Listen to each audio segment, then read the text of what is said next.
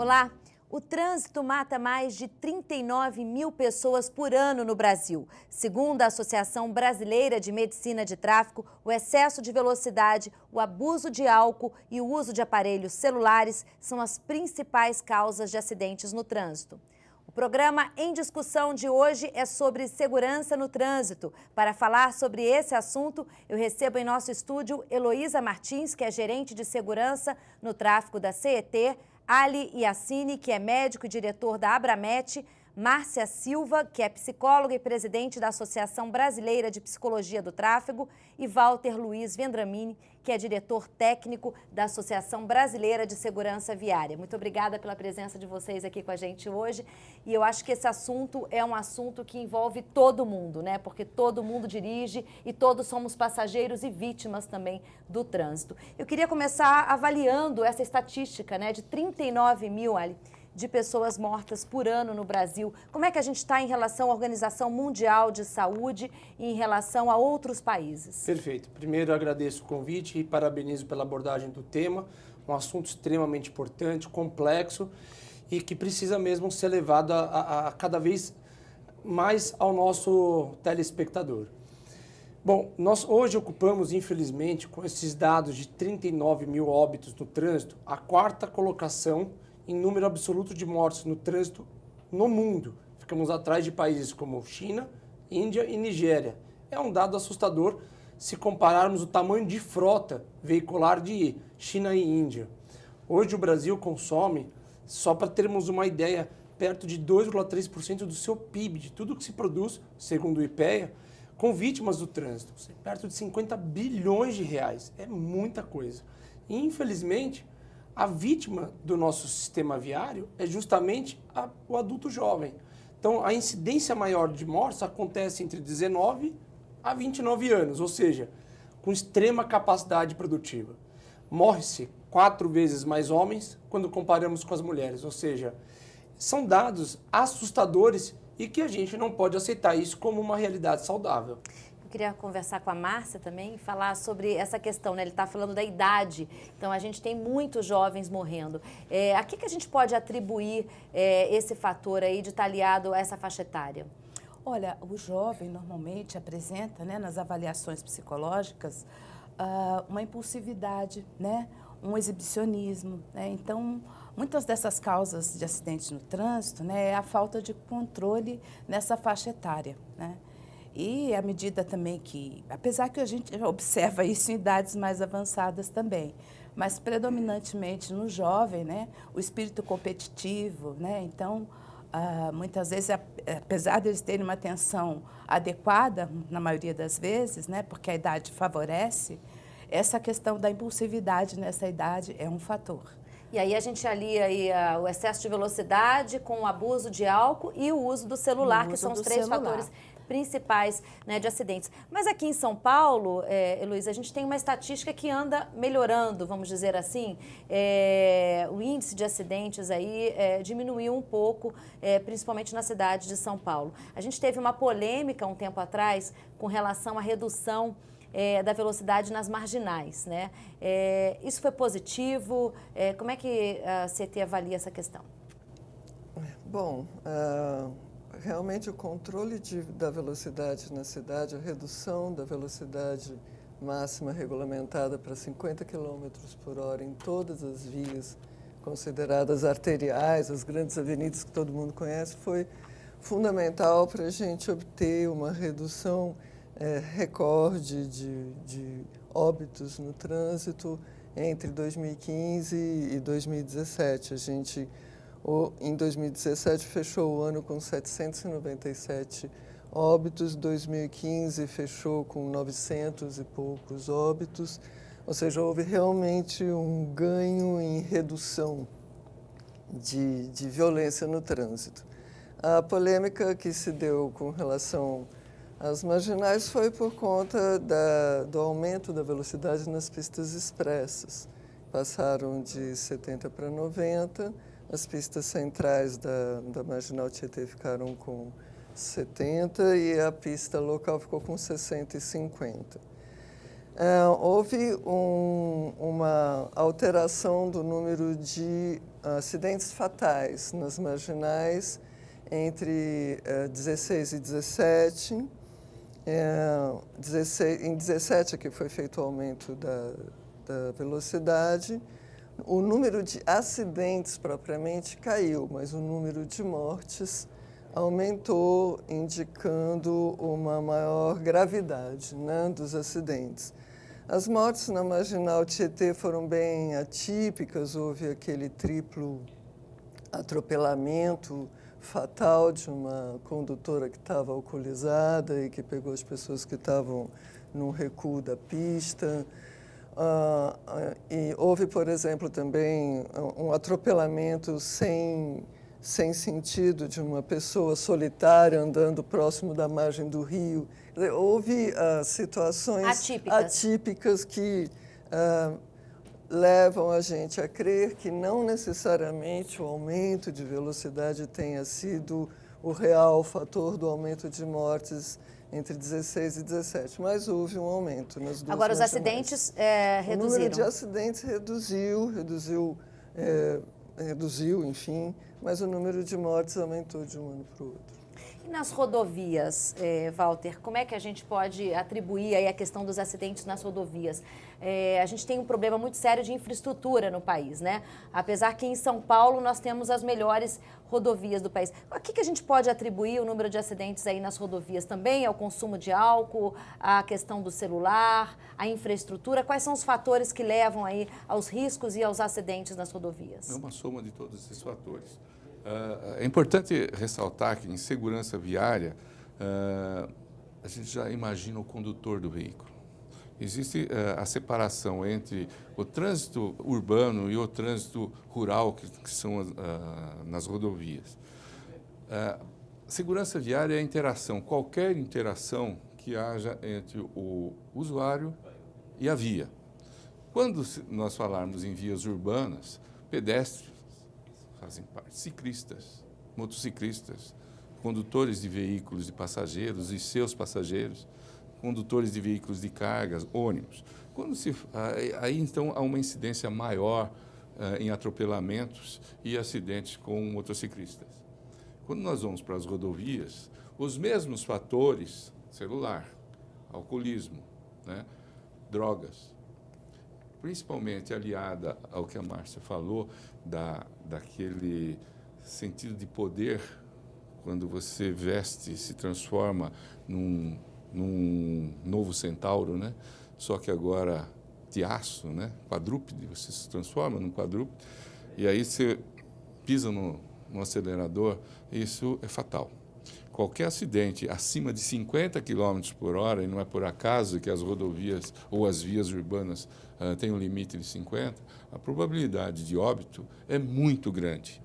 E aumenta para 70 e para 90 é praticamente fatal. Nós temos crash tests, né, que são testes de impacto, que o veículo se deforma inteiro, o boneco, né, que simula o motorista ou o passageiro, é todo destroçado, a 90 km por hora, a 70 também. E o acidente a 50, que é uma velocidade que na rua, nós estamos a 1 metro dela, pode ter sequelas muito grandes, na cerebral, inclusive. Na rodovia, a infraestrutura está precária no Brasil. Se você encarar que nós temos 88% das rodovias brasileiras em pavimento primário, ou seja, estrada de terra, que beira o século XVIII, e nela circulam veículos de 30, 40 toneladas para transporte de grãos, por exemplo, isso é um indutor forte para o acidente. A infraestrutura, mas está mudando, viu? Não é só notícia ruim, tem notícias boas nisso, na infraestrutura também, principalmente no estado de São Paulo e nas rodovias concessionadas como um todo. A gente tem um fator aí que é a redução da velocidade na cidade, né, mais radares, e a gente também tem um endurecimento aí na legislação com relação ao consumo de bebida alcoólica, né? Eu queria que o senhor, como médico, explicasse um pouco o que mudou na legislação. A gente teve uma mudança recente, a legislação ficou mais dura, agora tem pena de detenção de 5 a 8 anos para o condutor que causa um acidente e mata uma pessoa estando alcoolizado. Mas para quem está em casa, entender um pouco. Perfeito. Como é que funciona agora para quem for pego dirigindo, Perfeito. bebendo? Vale lembrar que a Lei Seca, ficou nacionalmente conhecida como Lei Seca, ela completou 10 anos, agora no dia 19 de junho, e ela trouxe inúmeros ganhos para a nossa sociedade. É um grande patrimônio que nós temos. O Portal da Transparência estima que 41 mil vidas de irmãos nossos brasileiros, podendo incluir inclusive a nossa, foram poupadas nesse intervalo. Só nos primeiros 6 meses da sua implantação, 25% dos chamados do SAMU diminuíram, serviços de atendimento de emergência e urgência. 1/3 dos leitos hospitalares de emergência também se tornaram vagos, ou seja, o sistema público de saúde pôde ser direcionado para atender outras ocasiões que muitas vezes não são evitadas. No caso específico da Lei Seca, tivemos agora em abril de 2018 um aperfeiçoamento da Lei Seca. Eu gosto de falar em aperfeiçoamento porque ela está se atualizando junto com a nossa sociedade.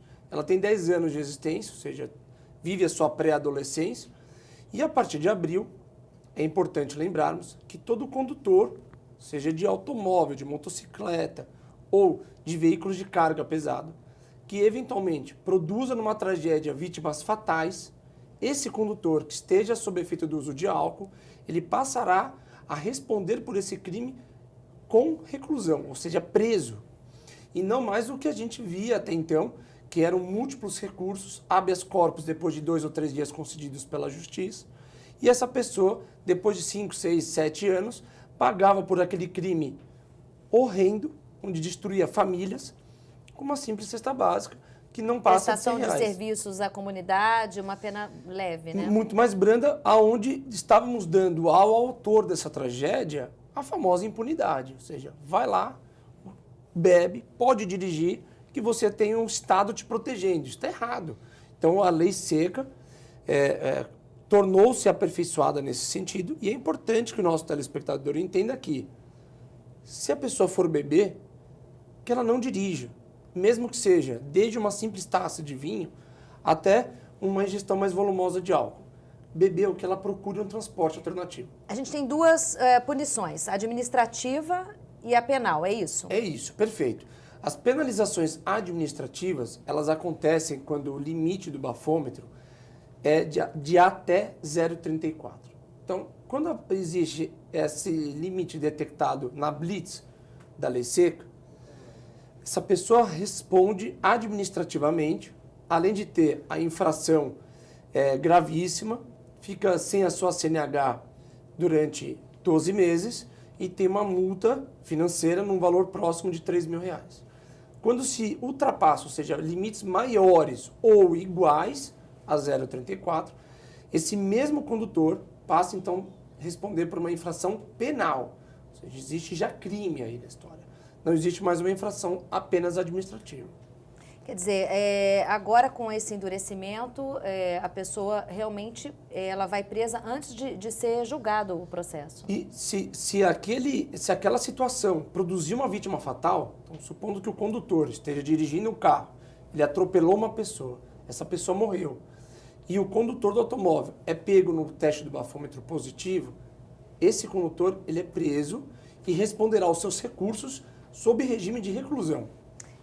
Doutora Márcia, eu queria que a senhora falasse um pouquinho das questões psicológicas, né? As pessoas sabem que tem o radar, que tem a multa, que tem a Lei Seca, elas sabem das punições, mas elas continuam cometendo infrações, né? Quais são os fatores aí que levam as pessoas a cometerem tantas infrações? Na verdade, né, as pessoas, de forma geral, têm uma ansiedade que, às vezes, ultrapassa, né, o limite do bom senso, vamos dizer assim, né?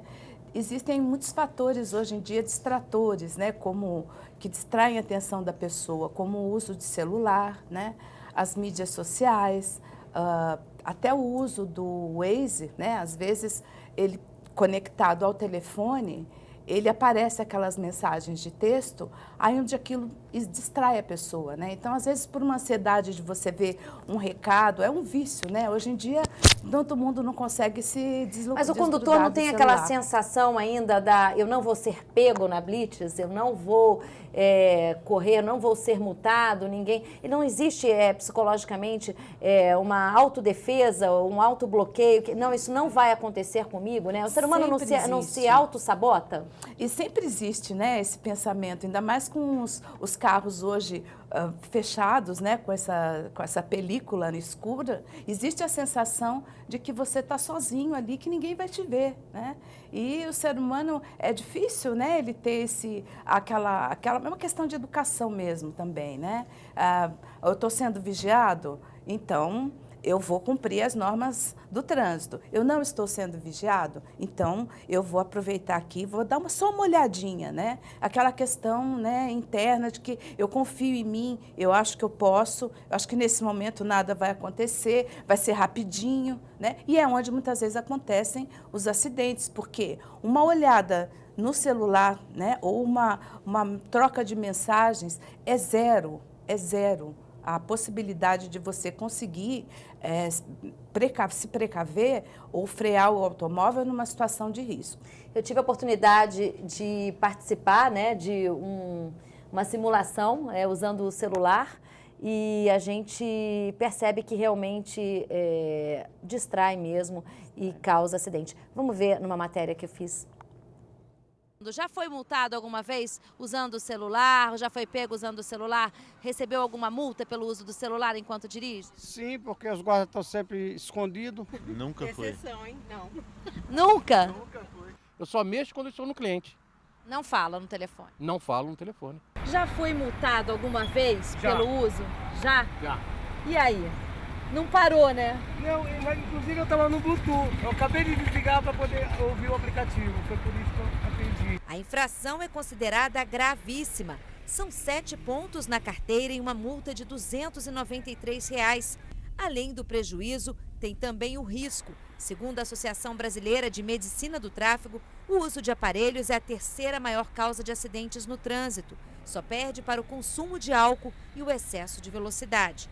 Ao todo, são cerca de 150 mortes por dia e quase 54 mil por ano no país. Falta de atenção total, muda de faixa sem dar seta, tem muito. Especialistas fizeram um teste que mostra que ao usar o celular por apenas 5 segundos, em uma velocidade de 60 km por hora, é o mesmo que andar 83 metros sem enxergar nada.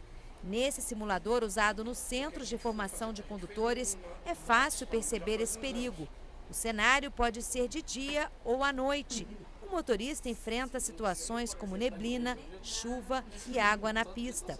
O simulador ele garante um ambiente totalmente seguro para que a pessoa que está dirigindo ela possa fazer um treinamento ou tomar um contato com o veículo e se sentir segura de se sofrer um acidente, bater o veículo, não vai se machucar ou vai machucar alguém na via. Então, ele traz essa segurança e a pessoa vai ter um treinamento mais seguro. Esse simulador registra todas as infrações e os erros de condução. Para perceber o risco, eu vou fazer o teste com atenção máxima e depois usando o celular. O software é o mesmo usado para treinar alunos em autoescolas.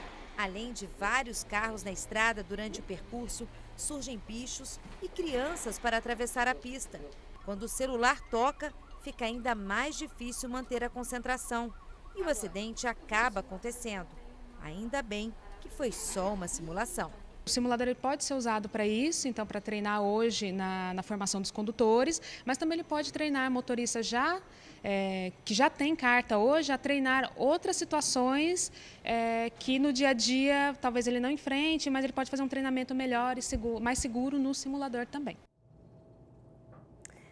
Doutora Ali, eu queria que o senhor falasse dessa questão, né? Quer dizer, o acidente aí é inevitável, né? Porque distrai mesmo e devido à velocidade ali no momento da condução, pode ser fatal. Olha, você pôde experimentar na própria pele, né, com a matéria e a simulação, o quanto isso é ruim para o condutor. Então, a Universidade de Utah, nos Estados Unidos, tentou entender o quanto é que o celular interfere na condução saudável de um veículo. E chegou-se a 3 conclusões. Que o celular ele é capaz de dividir a concentração daquilo que você está falando ao celular com aquilo que acontece na via. O seu tempo de resposta frente a obstáculos, cruzamentos ou pedestres é mais lentificado. E a concentração periférica, ou seja, aquilo que está acontecendo ao redor do seu carro, está muito prejudicado. Só para a gente poder ter alguns números que são assustadores, por exemplo, atender ou fazer uma chamada de celular, o ser humano gasta em média de 8 a 9 segundos. Se ele está a 80 km por hora, por exemplo, uma velocidade permitida nas nossas vias expressas das marginais, ele, ao fazer uma chamada ou receber, ele percorre 187 metros às cegas. Totalmente cego. São quase 2 campos de futebol percorridos com o olho voltado para a tela do telefone. E aqui em São Paulo tem um agravante que as pessoas falam, olha, usam o celular no trânsito porque estão no trânsito, né? Tem muitas multas, quer dizer, a CET registra muitas multas, muitas infrações aí por celular, tem aumentado, né? Qual que é a sua avaliação, Heloísa, sobre esse assunto? O ano passado foram 376 mil multas aplicadas a pessoas que estavam dirigindo falando no celular. Fiquei até impressionada com a matéria da pessoa dizer que sim, tinha sido multada, porque 376 mil multas é pouco. A gente tem 3,5 milhões de veículos circulando ao mesmo tempo na cidade e o uso do celular é absolutamente disseminado. A gente fez 13 milhões de multas no ano passado, se não me engano. A verdade é que 75% delas foram feitas por radares, e os radares não captam a pessoa dirigindo e falando ao celular.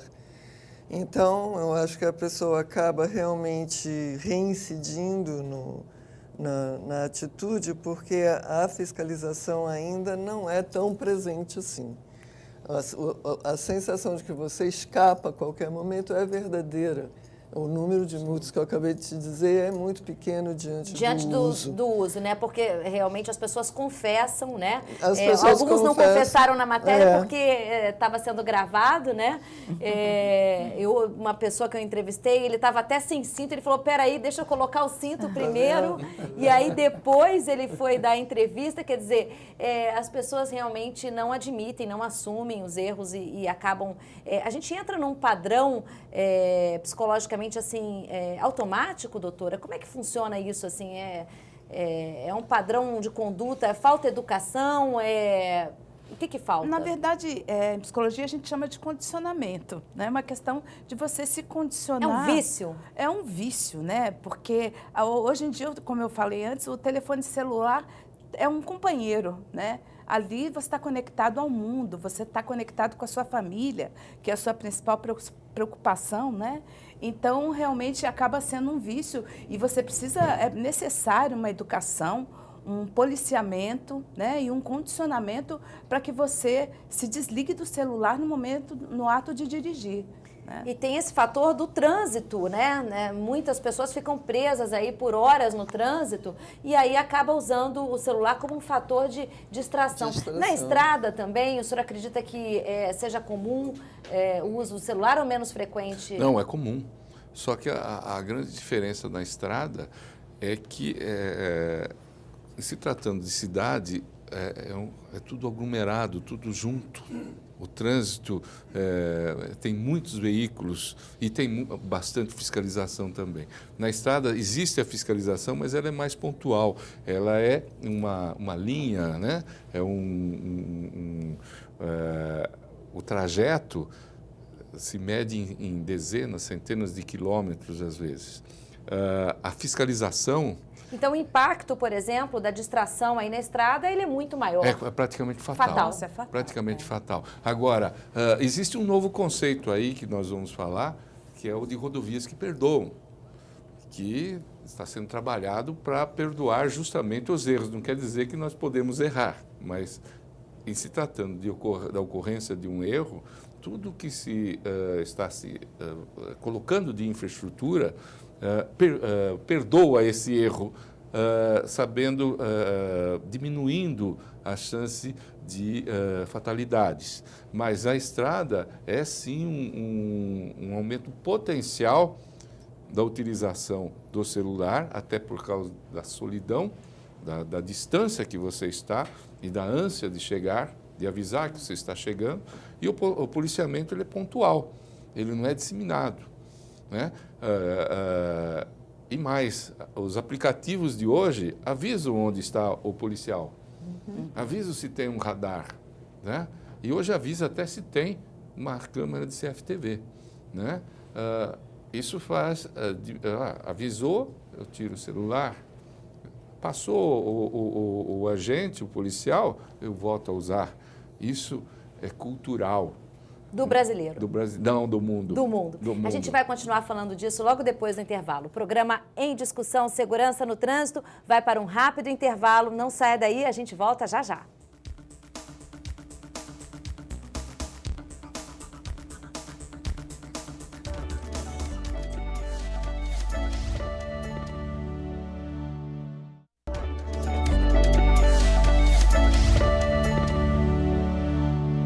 Estamos de volta com o programa Em Discussão Segurança no Trânsito. Nesse bloco, vamos falar sobre os desafios para diminuir a violência e os acidentes no trânsito.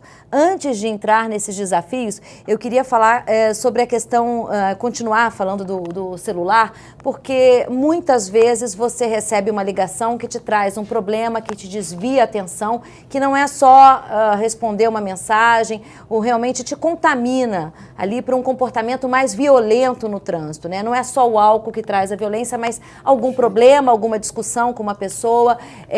Isso é comum também, doutora? Bastante comum, né? Às vezes uma notícia que te deixa em estado de ansiedade, né?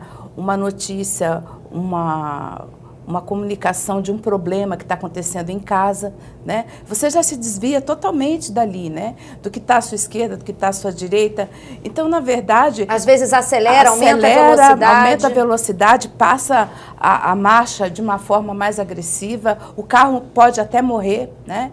Provocando uma colisão traseira, né? Isso acontece, eu estou falando não sei nas vias, né? Mas no trânsito, na cidade, isso acontece bastante, né? Você pode ver que muitas vezes o celular cai no chão, né? Você está no meio do assunto, já teve pessoas que me narraram isso, né? Elas estão conversando, o celular cai no chão, ela vai procurar, vai pegar o celular, são tudo coisas que desviam a atenção do trânsito e o carro acaba sendo uma descarga de toda essa raiva, e uma arma, né? Uma arma contra o próximo, né? É nesse momento que a pessoa também toma uma fechada aí, fugindo do celular, mas né, de alguém no trânsito e que também procura revidar, quer dizer, fica contaminada por essa raiva e aí acabam surgindo as brigas de trânsito, a disputa, né, corta, acelera.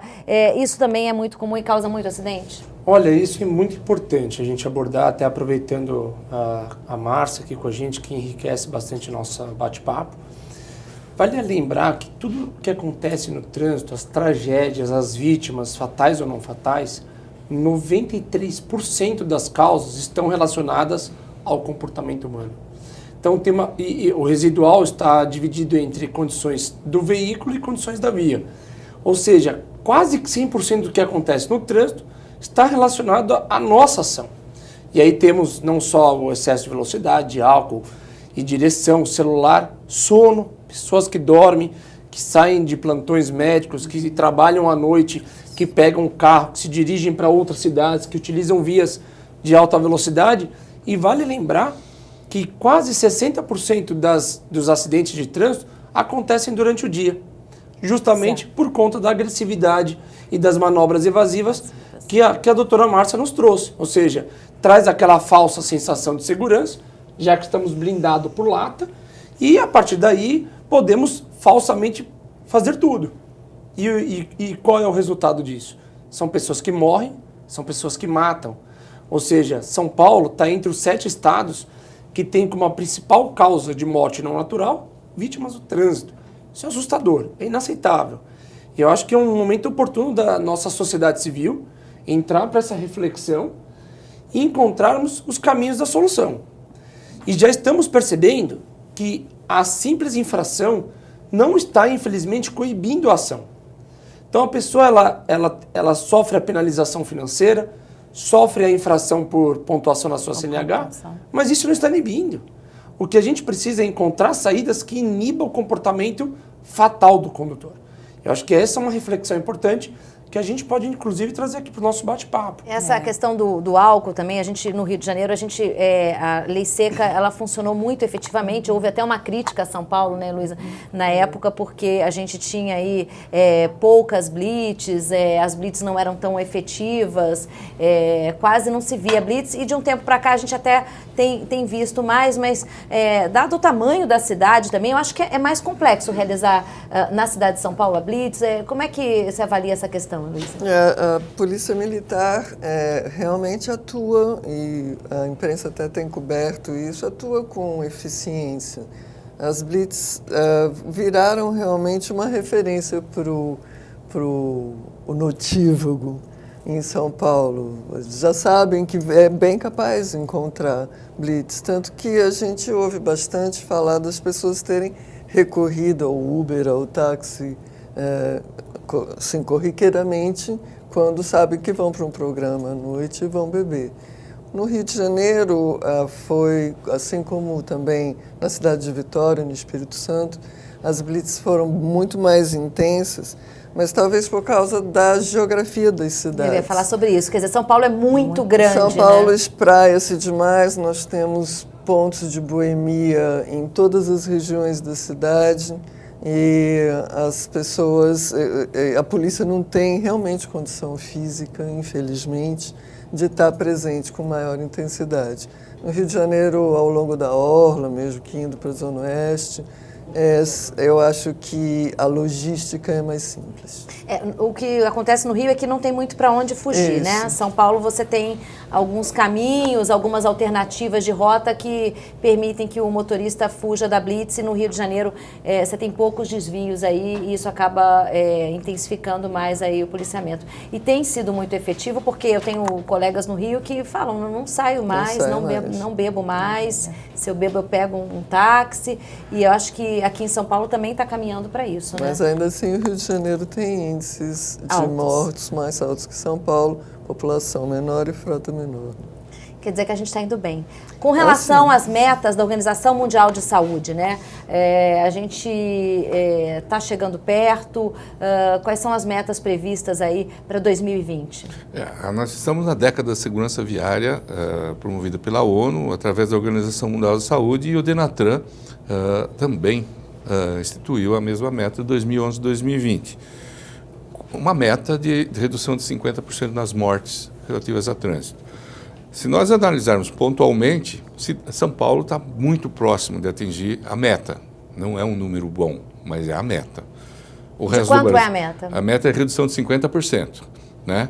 Então, no caso aqui de São Paulo, seria atingir próximo de 600 mortes por ano. No ano passado a gente teve 797. Né? Ou seja, até 2020, com certeza, acho que nós vamos até ultrapassar essa meta, graças a Deus, e aos técnicos.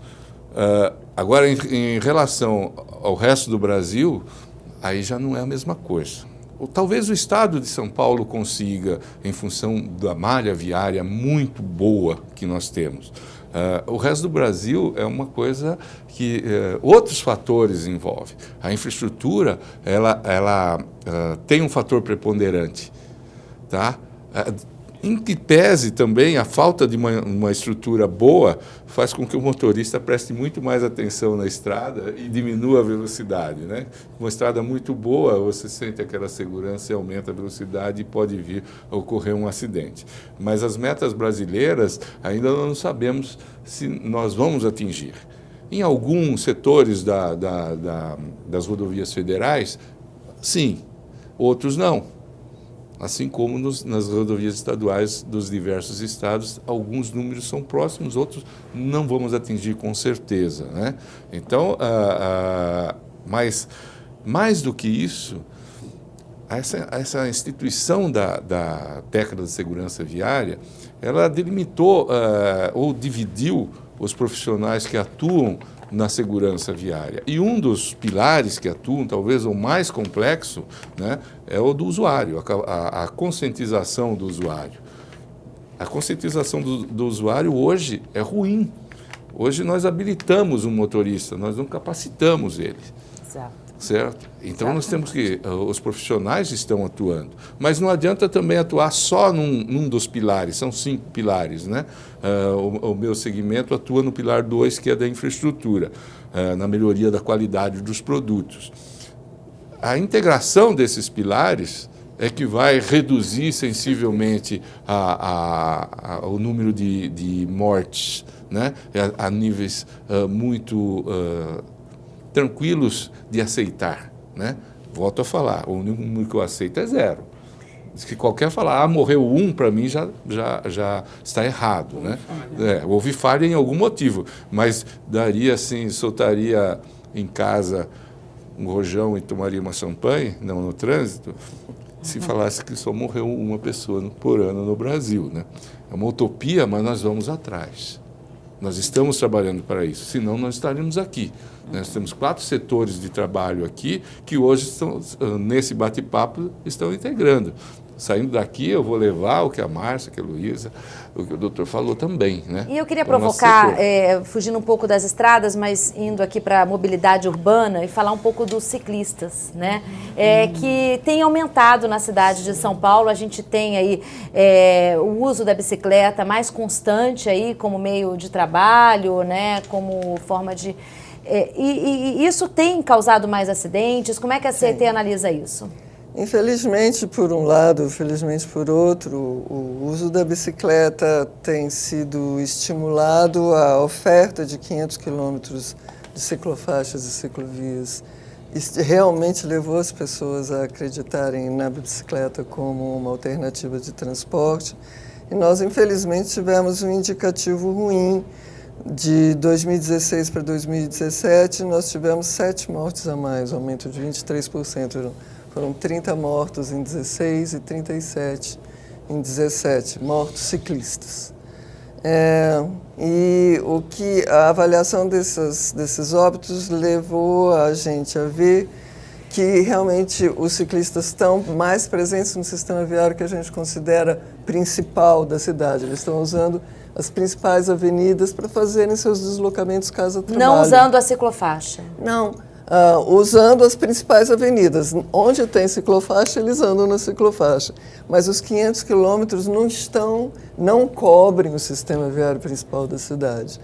E os 60% dos mortos ciclistas de 17 morreram nessas avenidas principais sem ciclofaixa.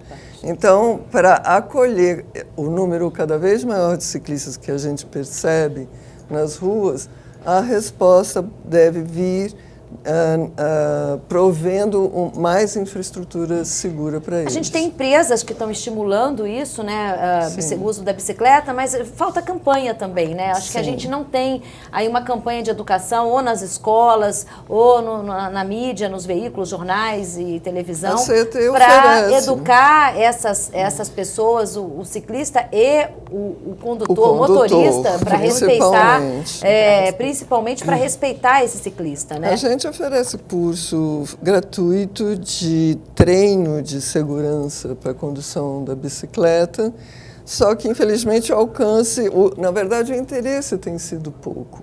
Apesar da gente falar que oferece, pouca gente aparece. Então tem esse curso na cidade de São Paulo, na CETET, no Centro de Treinamento e Educação de Trânsito, lá na Avenida Marquês de São Vicente. É só ligar e depois vocês podem divulgar direito.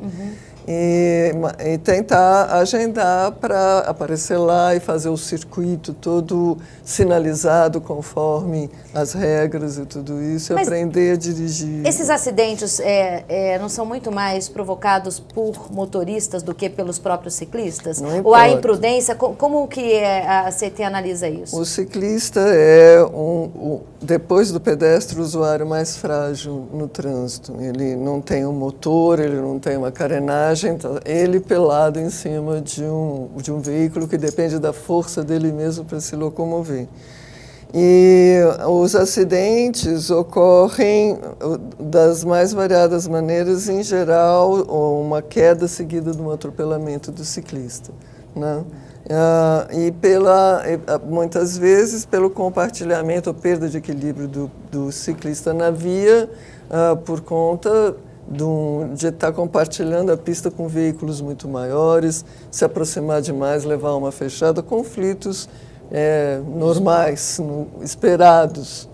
Então, o ciclista, a gente percebe, todo mundo reclama que abusa da agilidade da bicicleta, ele não respeita o semáforo, ele anda contra o pedestre na faixa de travessia, anda na contramão achando que é mais seguro. Então, tem realmente uma necessidade de uma conversa entre todo mundo sobre aprender a compartilhar a pista a baixas velocidades, respeitando um ao outro. Porque essa disputa já existe com o motociclista também, Sim. né? E é muito frequente, né, entre carros, né, os veículos e os motociclistas, né, as motos. A gente ainda vê muito abuso aí na cidade, né, doutor, das motos com os carros, a moto ocupando a faixa que não é para moto e tentando fazer ultrapassagens aí inseguras, né? E vale lembrar que dos usuários do sistema viário, como a Heloísa vem trazendo, o que mais morre em primeiro lugar é o motociclista. Não, é o pedestre, ainda em São Paulo é o pedestre. É o pedestre. Em nível nacional, é assim, São Paulo é o pedestre, em seguida já deve vir provavelmente o motociclista. Então, são realmente um grupo de pessoas vulneráveis que usam o sistema. Em relação ao motociclista em especial, a gente ainda tem, além de todos os comportamentos humanos potencialmente fatais que a gente já abordou no nosso bate-papo, ainda nós temos as manobras mais evasivas, muitas vezes o desrespeito às normas e às leis de trânsito. A pressa estimulada aí pela indústria aí do frete, né? Entregas não só pela... A senhora foi responsável até por uma campanha para estimular um comportamento mais positivo, mais seguro. Isso ocorreu há um tempo atrás no CT. E qual que era o objetivo na época? Só para a gente lembrar dessa importância aí. A gente trabalhou com o selo Trânsito Seguro junto a empresas de motofrete, utilizando uma lei que o ex-prefeito José Serra montou de exigência de regularização da atividade do motofrete, tanto da parte da empresa como do profissional. E havia, como de fato não diminuiu tanto, quer dizer, a gente continua com o motociclista como uma grande vítima do trânsito, nós fizemos uma grande campanha de ir a cada empresa, fizemos uma pesquisa onde estavam as empresas de motofrete, fomos falar com o empresário do motofrete, fizemos contatos com o sindicato dos motofretistas, tivemos muito boa acolhida, mas em seguida, isso a gente começou em 2007, em 2012 veio uma lei federal de criação da categoria do motofretista como uma categoria profissional, regularizando então a atividade e criando a figura da responsabilidade compartilhada entre o patrão e o tomador de serviço quando ocorre um acidente com o entregador de pequena carga. E então, com isso, esse nosso papel de trabalhar institucionalmente, a gente até deu por encerrado, porque uma grande vitória foi essa regularização no nível federal. Nacional, né? Nacional. E, felizmente, o envolvimento de motofretistas em acidentes fatais com motocicletas vem diminuindo. O fato é que a motocicleta é o veículo de todo mundo, não é só o motofretista. Os estudantes são 10, 11% do total de mortos entre motociclistas. É um índice muito alto. É altíssimo. Os ajudantes em geral, o ajudante de pedreiro, o ajudante de escritório, os frentistas, os motoristas de ônibus usam a motocicleta. Então, é todo mundo, não é só o motofretista. Né? Então, o discurso tem que ser mais abrangente. Exatamente, eu acho que o discurso tem que ser mais abrangente, porque a própria sociedade, nós, quando encomendamos uma pizza, por exemplo, você está forçando o entregador a vir com rapidez. Forçando porque você quer rapidez nessa entrega. Então, a própria sociedade está forçando um segmento a cada vez mais desrespeitar a própria legislação. Em contrapartida, a situação econômica do país leva as pessoas, o usuário, a comprar uma motocicleta, porque é um equipamento mais barato, né? Então, você aumenta e aí, o número de motocicletas nas vias. Né? E hoje o Brasil não tem limites, por exemplo, para você colocar uma motocicleta na estrada. Motocicleta de baixa cilindrada, que não deveriam estar nas estradas, correm livremente. Hoje, 60, 70 quilômetros de distância do centro de São Paulo é atendido por motoboys. E vão com um equipamento totalmente fora de especificação para uma via. Ele está competindo com caminhões cujo deslocamento de ar joga ele à distância, né? Então, existe todo um complexo aí muito mais abrangente, foi muito bem citado isso, que nós temos que reestudar. Com certeza, todos os segmentos têm que estudar essa parte. E é uma condição psicológica também mais estressante a do motorista de motocicleta, porque a atenção dele tem que ser muito mais ampliada, porque é o que você falou, é o corpo dele que está ali também, né? Não existe lataria. Para-choque é ele, né? Qualquer choque é ele que vai ser o afetado. Então, né, nesse sentido, o nível de estresse, né, do pessoal que faz a renovação para habilitação é bem mais alto. Principalmente que trabalha nesse setor, que trabalha no setor, que trabalha como profissional, porque nós psicólogos só fazemos a avaliação psicológica quando ele exerce atividade remunerada. Eu queria, Márcia, aproveitar, a gente está chegando ao fim do nosso bate-papo, mas eu queria que a Márcia fizesse algumas considerações finais aí para essa questão do celular, do álcool, enfim, do excesso de velocidade. São fatores psicológicos que às vezes estimulam a gente a cometer esses abusos. Seu conselho para quem está em casa, enfim, e suas considerações finais sobre esse assunto. Obrigada pela participação. É muito bom poder contribuir, né? Nós que trabalhamos na Brapcity, que trabalha principalmente com fóruns para redução de acidentes no trânsito, o que a gente aconselha, né, em termos assim de atitude, de comportamento, o ideal seria a pessoa realmente se condicionar, né? A pessoa se autoeducar para que ela possa resistir, né, aquele estímulozinho, aquele aparelhinho ali, né? Desliga, né? Se você precisar, tem muitas montadoras hoje que estão já transferindo o Waze para o próprio, para aquela mídia, né, que vem no carro. Então, quem puder, né, fazer uso disso melhor, quem não puder, procure se desligar de recados, né, de aplicativos, enfim, porque esse é um dos maiores acidentes de trânsito, onde você tem menos condições de defender sua própria vida e a da situação de trânsito. É menos perigoso quando o Waze está no painel do carro? Pelo menos não é um aparelho que você tem que segurar, né? É mais saudável, porque você não vai ter com o Waze uma conversa onde exista a possibilidade de dividir a sua concentração. Que é o que acontece, por exemplo, mesmo no modo Bluetooth, a conversa via telefone celular.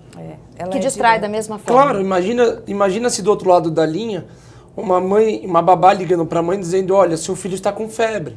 Então, até que ela chegue e veja o seu filho, essa mãe que conduz o veículo, o pai, o responsável, vai estar com a concentração totalmente dividida, mesmo que a conversa tenha ocorrido via Bluetooth. Exatamente. Walter, as suas considerações finais? Eu sou um otimista, tá? Senão, no Brasil a gente tem que ser otimista. Tem, em função até da década da segurança viária, algumas ações estão ocorrendo.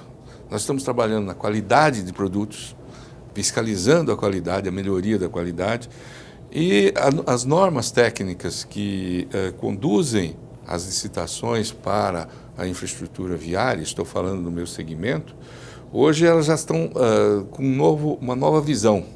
Nós não estamos dando mais parâmetros para produtos, dimensões, essas coisas, e sim o desempenho que esse produto vai ter quando instalado. Isso é um avanço, é uma quebra de paradigma muito grande que aconteceu a partir de 2016. Evidente que nós temos um passivo enorme de 50 anos, né, de tecnologias ultrapassadas, mas nós estamos na transição. Então, isso me deixa otimista. Tá? Se os números forem diminuindo, isso me leva ao otimismo. Tá? Mas lembre-se, droga, álcool e celular não combinam com o trânsito. Queria muito agradecer a presença de todos aqui hoje. Muito obrigada pela participação. O programa Em Discussão Segurança no Trânsito termina aqui. Se você quiser rever essa entrevista, é só acessar o nosso canal no YouTube. Obrigada pela sua audiência e até o nosso próximo encontro.